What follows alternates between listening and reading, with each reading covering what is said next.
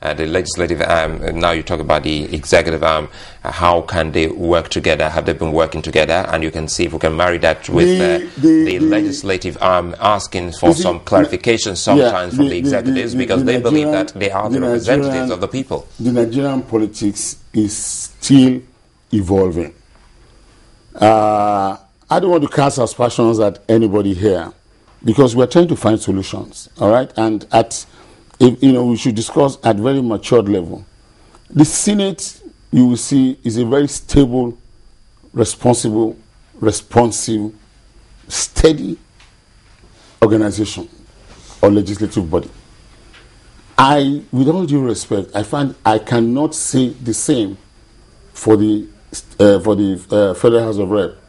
The Federal House of Rep, to me, it seems to be persistently, perplexingly disturbing, sending disturbing signals. Deepening our democracy will depend a lot on very cordial and amiable relationship between the three arms of government: the executive, the legislative, and the judiciary. What is emanating from the House of Representatives is a little bit, it gives cause for concern. And, once there cannot be cooperation, what you are asking for, it's impossible. And who suffers is the Nigerian people. Even sometimes, the language that is used on the floor of the House to describe and, or to, pointedly at the President of the Federal Republic of Nigeria is quite shocking. And it is highly unbecoming of such a hallowed chamber.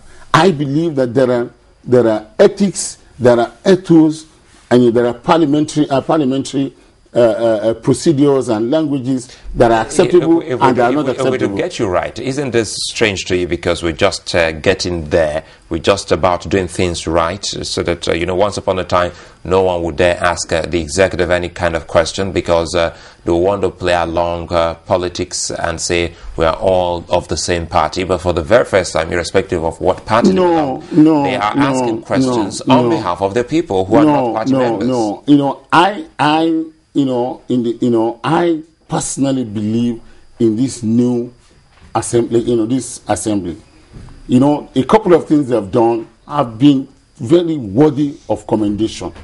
I am not against dissension at all. From my experience and the knowledge that I have, I know that countries and peoples have been moved forward, not by the people who consent, but mainly and majorly by those who dissent. But even in dissension, there are guidelines, there are acceptable norms. You don't get up. I watched television yesterday.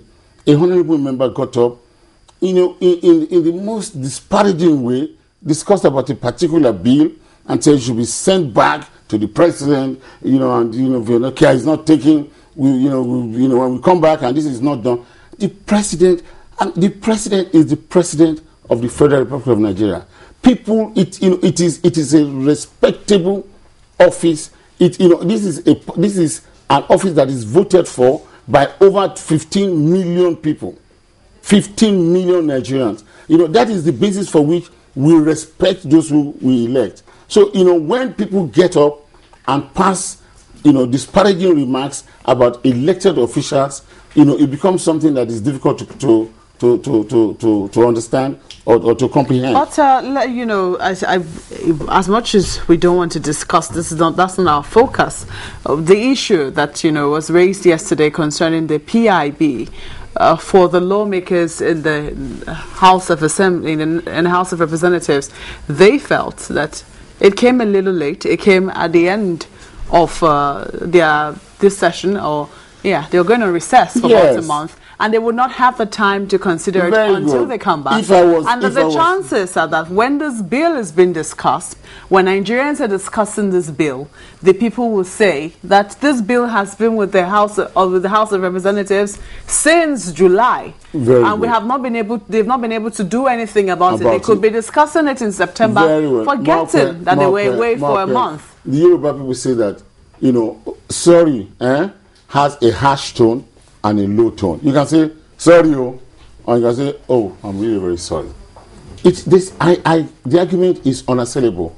Oh, you know, Mr. Speaker, sir, this bill is coming at an awfully late time.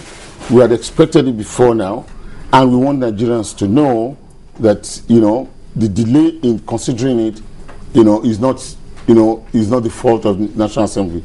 But in the meantime, that is what the Speaker finally did.